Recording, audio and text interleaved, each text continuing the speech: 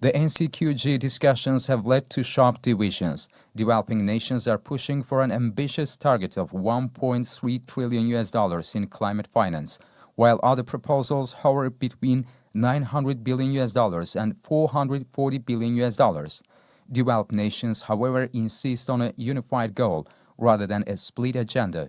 A major sticking point is the structure of climate finance itself. Developing countries advocate for grants or concessional loans to support vital adaptation and mitigation measures. However, developed nations have yet to reach an agreement, leaving a significant gap in negotiations. Despite these challenges, progress is being made. Ministerial pairs, including Australia and Egypt, have drafted proposals which will be submitted to the COP presidency by midnight. These documents are expected to be shared with all parties by tomorrow morning. Encouraging developments have emerged from the European bloc. Acknowledging challenges to the COP process under a potential Trump administration, Europe appears keen to facilitate a decision on the NCQG now, leveraging the current window of opportunity. Experts warn that if the NCQG isn't finalized now, it could face delays until 2028 or beyond. As the clock ticks down and critical players remain absent, the future of COP29 and the NCQG hangs in the balance. It is the Urbanization, Transport and Tourism Day at COP29. There is no doubt that the impact of the climate change affects the cities and biodiversity of nature. So let's see what humanity can do to prevent this. The events held in the delegation pavilions and meeting rooms underscored key concerns for the tourism industry. The increasing frequency of extreme weather events, rising sea levels affecting coastal destinations, and biodiversity loss undermining ecotourism opportunities were central to the heated discussions. You're coming to the Caribbean, you want to enjoy the ocean, you want to relax, and that's no longer a possibility. So we're seeing, definitely a decrease in revenue from things like this. And then earlier this year, we had Hurricane Beryl, which completely destroyed certain areas of some of the islands off the coast of Grenada and really caused severe devastation. And it's just like, well, if so many Caribbean countries depend on tourism and depend on people coming in to spend money and everything else, then it becomes a case where there's no longer resources, or, well, not really resources, but natural environments for people to enjoy. Innovative strategies to address these challenges were at the forefront of discussions. Adaptation measures, including climate-resilient infrastructure and nature-based solutions, were also emphasized. According to the Secretary-General of United Cities and Local Governments of Africa, Jean-Pierre Mbassi, the linking of urbanization and the climate agenda is very critical, and this connection should go hand in hand with the adaptation and resilience program. We need that cities be prepared to face any disaster that can hit the locality. Cities should be also prepared to plan better the locations of the equipment, housing, and so on, so that to avoid the consequences of climate change on their sites. We also need that people be involved in all this preparedness and planning. He also added that in order to prepare against climate disasters, cities must be inclusive. The day brought together a diverse array of voices, from policymakers to private sector representatives and civil society, all advocating for a unified approach. This emphasized the integration of sustainability across urbanization, tourism and transport. For the first time in history of the United Climate Change Conferences, climate action in tourism was officially included in the COP action agenda. At COP29, we have achieved today an historic milestone by being included in the UN Climate Change Conference action agenda for the first time.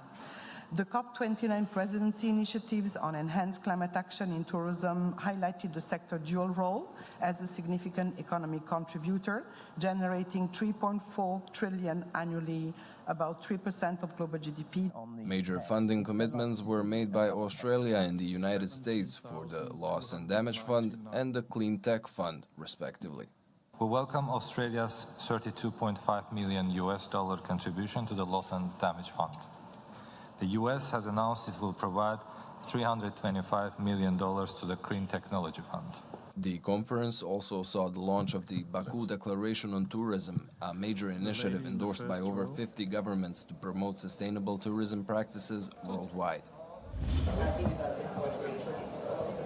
The Airport Climate Action event at COP29 in Baku showcased the pivotal role of airports in tackling climate change through carbon reduction efforts. Azal President Samir Rizaev outlined the airline's use of digital tools to enhance resource efficiency, contributing to a cleaner and more sustainable future. Meanwhile, Heydar Aliyev International Airport earned the Level 2 reduction certificate under the Airport Carbon Accreditation Program led by Airports Council International. Teymur Hasanov, director of Heydar Aliyev International Airport, shared insights into the airport's decarbonization strategies, highlighting its commitment to sustainability. Decarbonization is no longer optional. It has become a global necessity. As part of this effort, we are actively exploring alternative energy sources, improving waste management practices, and optimizing energy consumption. Our ultimate aim is to contribute meaningfully to sustainable global development.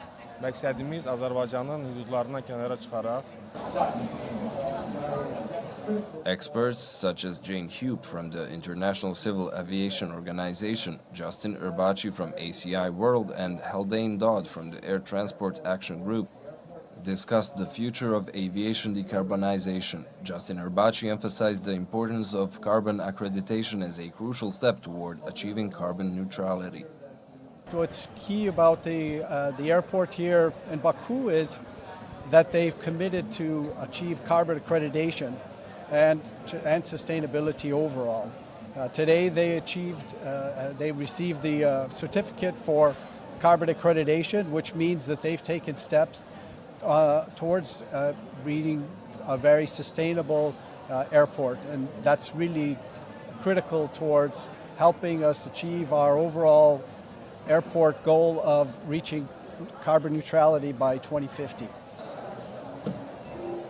The event concluded with a call for stronger collaboration among airports globally to expand climate action initiatives, stressing the need for continued progress in building a sustainable aviation sector. And cooperatives in small island developing states. Dedicating a day at COP29 to tourism recognises its impact on climate change. For many nations, tourism provides critical income and employment opportunities, although it is a significant contributor to global greenhouse gas emissions. This was highlighted during the first ministerial meeting on enhanced climate action in the tourism sector, where it was revealed that it is responsible for 8.8% of global emissions, 70% of which are from transportation. This is a global conversation with countries taking different approaches to sustainability. The discussions that I had and the actions that our country, Iran, has taken, especially in terms of green tourism in hotels, in tourist attractions, in the general centre, I've read the reports for this meeting. But in general, we are moving in the direction of green tourism with a long-term programme. We now move to Montenegro, where climate change is reshaping the tourism landscape. We need to manage the forthcoming situation. The fact is that we tend to have milder winters or more, colder kind of summers. Actually shifts us from the traditional sea and sand type of vacation to a more active and more authentic experiences. Princess Dana Firas outlined steps to reduce tourism's environmental impact while supporting local communities. There are two ways we have to think about it. We have to think about tourism as an industry that provides jobs, opportunities for people all over the world. And then we have to think about it as an industry that is itself a contributor to climate change. As the tourism sector faces the realities of the climate change, it calls on the global community for holistic and multi-vectored responses. The COP29 climate conference in Baku hosted the third ministerial meeting on urban planning and climate change. Discussions highlighted initiatives aimed at transforming cities into climate-resilient spaces. So all these discussions were held with the one aim to make sure that urban agenda and climate agenda meets each other because considering that cities covering only 2% of our Earth's surface, they have a big impact to climate. We also Azerbaijan initiated a new initiative today called MAP, Multi-Sectoral Actions Pathways for Health and Resilient Cities. This platform incorporates lessons learned from previous initiatives, providing a new perspective on addressing urbanization and climate challenges. The global population is expected to grow by an additional 2.4 billion people over the next 20 years, posing the need for adequate shelter. However, construction already accounts for 40% of emissions, thus requiring a greener approach. We have did a lot of effort from COP27 up till COP29. We have done at site 25,000 units by a green analysis and green constructions, and we are going through many codes which is going to make the scientific foundation to how to go to change the culture to a green building and to how to go to sustainable housing. By 2050, more than 1 billion people living in cities and settlements below sea level will face the risk of rising sea levels. In this context, cities and regions require tools, funding and authority to implement climate solutions tailored to their unique and specific circumstances. Europe recorded its hottest season on record in the summer of 2024. The European Environmental Agency says surface air temperatures reached 1.54 degrees Celsius, surpassing the record set in 2022. The extreme weather conditions caused by climate change made it more difficult for farmers in Central Europe to grow traditional plants and crops. Apple cultivation is at risk in Central Europe due to climate change, according to the European Environmental Agency. Farmers have now started to grow crops suited to the current climate conditions. We simply have to look for products that grow here even when it gets so hot, when it gets a bit drier, that those who grow here and that we have alternatives to conventional products that are no longer as easy to cultivate as they used to be.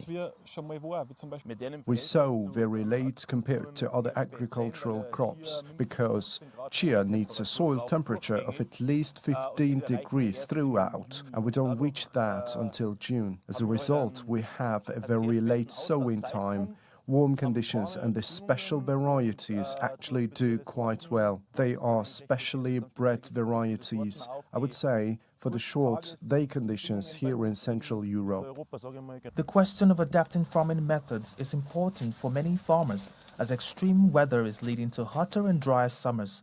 Discussions on climate change continue at COP29 in Azerbaijan until Friday.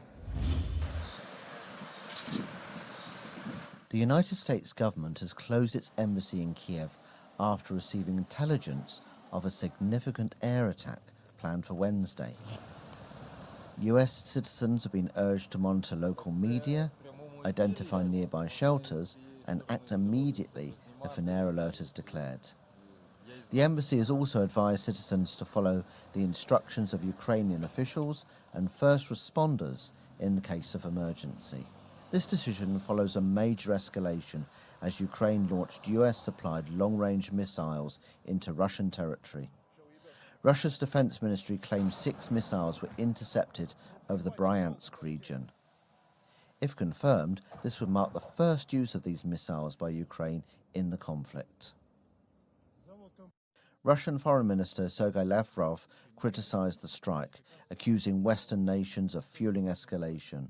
Speaking at the G20 summit in Brazil, Lavrov described this as a new phase of the Western war against Russia and warned of an appropriate response.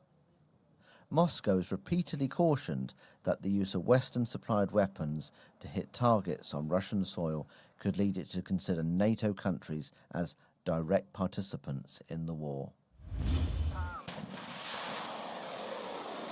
Before the news on the attack broke, Moscow said the use of Western non-nuclear missiles by the Ukrainian armed forces against Russia could lead to a nuclear response. Kremlin stated this after Russian President Vladimir Putin approved an updated nuclear doctrine. We spoke to the experts about Moscow's updated nuclear doctrine and its implications.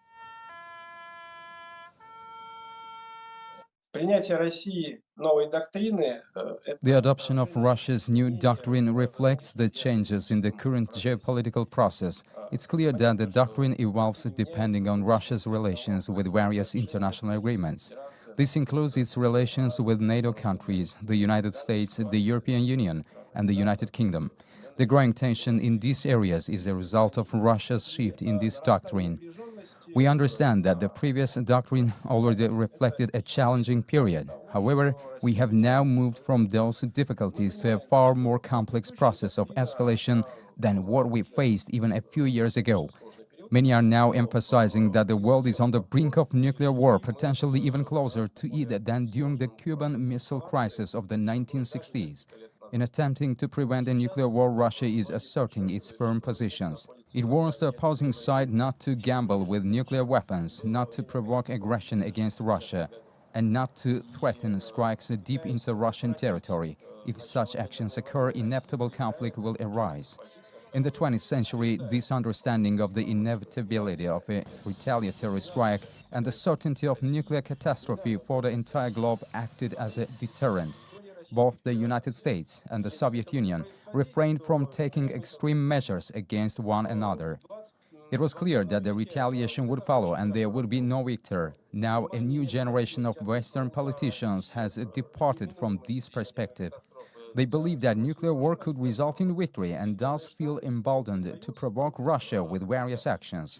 These include authorizing strikes on Russian territory using American weapons and personnel, albeit ostensibly from current Ukrainian territory. For Russia, however, such acts are effectively aggression against it by the opposing side. The status of intermediate and short-range missiles has changed. The status of treaties aimed at controlling the nuclear arms race has also shifted. All of this is reflected in the current doctrine.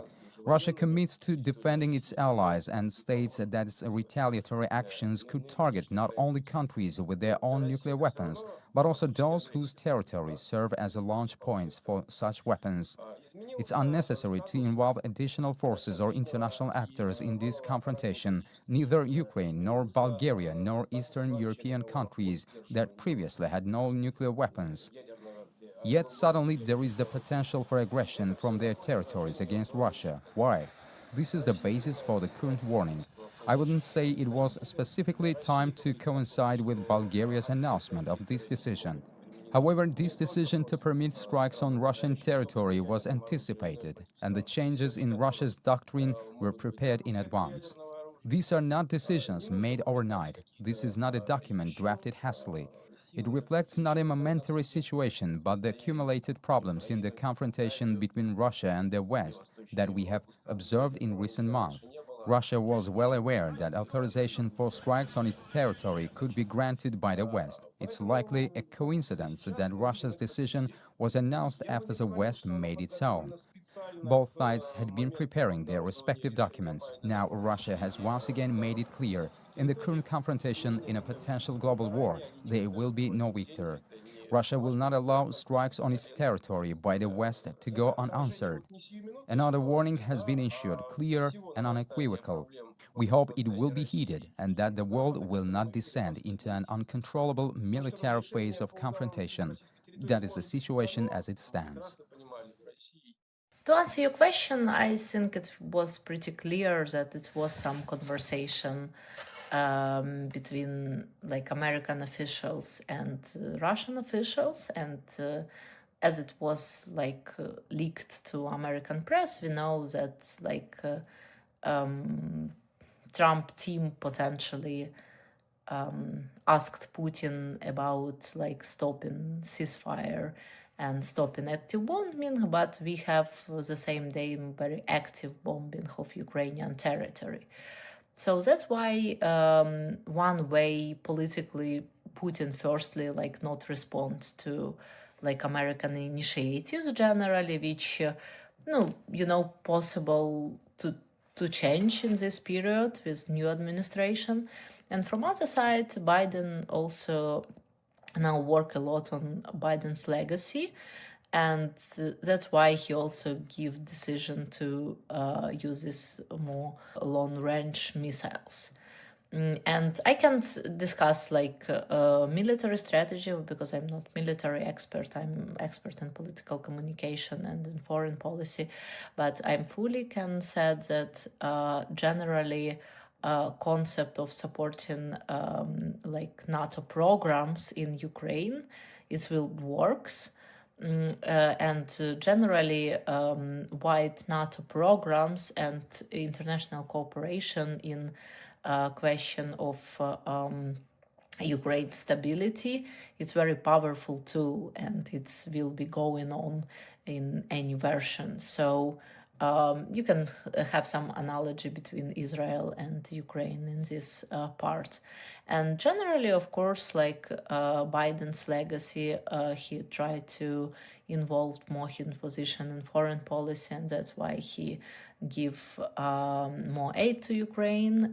He also gives this like access to like use long range missiles, and that's why it also will be the same position in Congress for members of Congress. And we count, and I wrote on my Katerina Darchenko blog and for a lot of think tanks information that mainly it's more than half members of Congress still will support Ukraine. And that's why they generally will vote for aid which come not from president but also from Congress. And it's like good news, and that's why generally like Biden's strategy and his messages will used by his party. And one more time, they must show like bigger success, because when elections in United States end, generally it's starting of the next elections. So that's why I'm not sure that Putin's doctrine will change like next time, because generally like Russian doctrine not change, and if Putin doctrine change and Putin like war economy will change, it will change generally system in Russia. Significant developments are taking place in Russia-Ukraine war.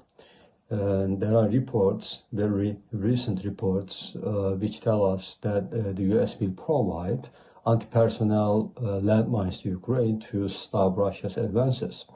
And just yesterday, the Russian authorities reported that Ukraine used the American ATACMS or Army Tactical Missile Systems against Russia. And what we see from these recent developments is that the US government, the US administration, is taking a rather strict and aggressive policy against Russia.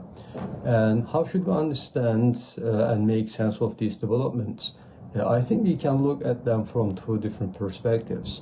And the first perspective is about the general course of the war and U.S. policy regarding the Russian aggression in Ukraine.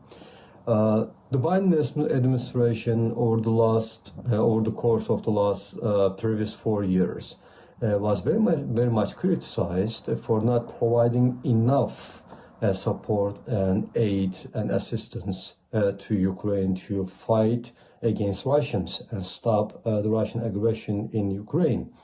And as the Biden administration is coming to an end, Biden is deliberately and apparently trying to do his best to provide as much support as possible to Zelensky, the Ukrainian president, and to Ukraine to fight against Russians. And this is the first dimension of these recent developments. But there is also the context in which these developments are taking place. The president-elect Donald Trump will take over the U.S. administration in a span of about 1.5 months. And we know that Trump has an entirely different perspective to this war. He does not want to support Ukraine militarily, and he does not want this war to continue anymore. And he has already declared several times that he is going to follow a different policy, that he is going to talk to Vladimir Putin, the Russian President Putin, to bring an end to this war. And so the Biden administration and Democrats, before Trump comes to power, before he takes over the administration, I think they are trying to escalate the tension and make it impossible to stop this war diplomatically. And they are, in a sense, trying to make things more difficult for Trump and his administration. I think this is the most significant part of the story, because we also know from recent reports that there is a sort of unrest in Europe and a kind of an exhaustion about this war.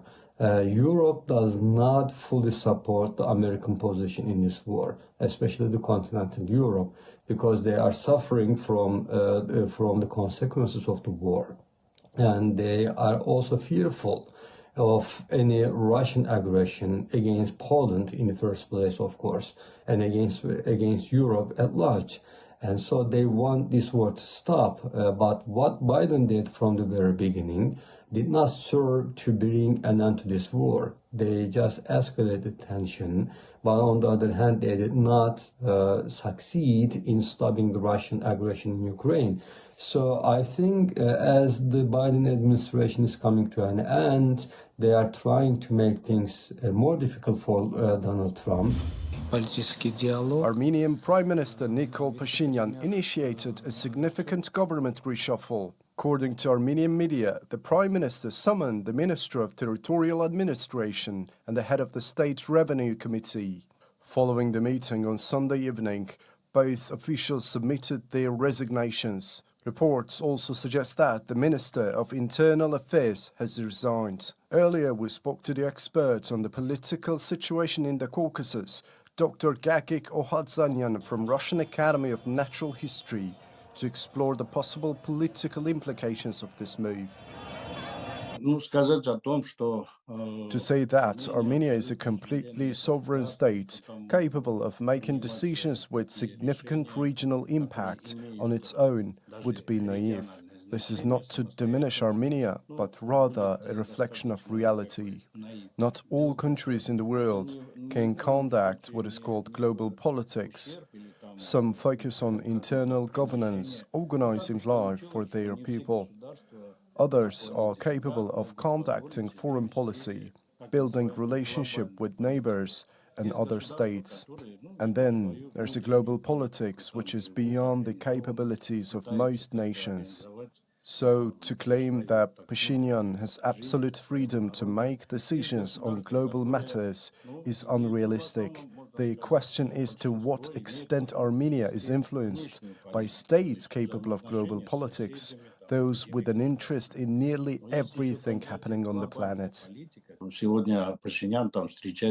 It is no coincidence that Pashinyan is meeting with the Pope. For instance, if the Pope suggested Pashinyan travel to Baku, could Pashinyan refuse? On the other hand, why wouldn't the Pope, as a vice figure promoting peace, suggest such a visit? But it hasn't happened. There are leaders who could encourage dialogue and cooperation. If Pashinyan visited Baku, it would be a positive step. Events in our region should not be ignored. We must participate and show goodwill. Issues like ecology are crucial for everyone, and collaboration is essential. I must admit that in Pashinyan's actions, I initially saw much wrongdoing. The senseless loss of lives during the war, both Armenian and Azerbaijani, was tragic and unnecessary. I have my own view on the 44-day war, but that's history now. However, we must learn from this and move forward. Our societies must mature to understand that people cannot be genetically incompatible. We are destined to live side by side, and accepting this could make things easier, especially for those responsible for shaping the future for our children. Earth is small, and we are all connected in countless ways. Dialogue is crucial. Instead of focusing on our differences, we must embrace our shared values. Our mothers raise us to respect elders, to be honest and decent, not to take what is not ours. These values unite us and form a common foundation for peaceful coexistence. We must continue to communicate, cooperate, and live together. There were tears and salutes from thousands in the crowd as former world number one Rafael Nadal bade farewell to professional tennis. It was a bittersweet and emotional ceremony at a sold-out Malaga arena. It was his last professional match in Spain's 2-1 Davis Cup defeat to the Netherlands on Tuesday evening. Holding back tears, the 38-year-old tried to compose himself as he gave a near 15-minute speech in the early hours of Wednesday. The reality is no one ever wants this moment to come. Truth be told, I'm not tired of playing tennis. It is just a case of my body reaching the point where it doesn't want to play tennis anymore. So you just have to accept the situation. The 22-time Grand Slam champion had earlier lost 6-4, 6-4 to the Netherlands' Botic van der Zand Schulp. It ended a 29-match singles winning streak in the Davis Cup, bringing the curtain down on his glittering career. Nadal was also presented with a framed photo of his last Davis Cup victory in 2019, and his former teammate gave a few kind words. You've been the role model any person and any player wants to be. You did that. I think the best form of teaching is to set an example. You've been our example. Nadal will spend time healing from a hip injury from last year and focus on his uncle's tennis academy in Mallorca.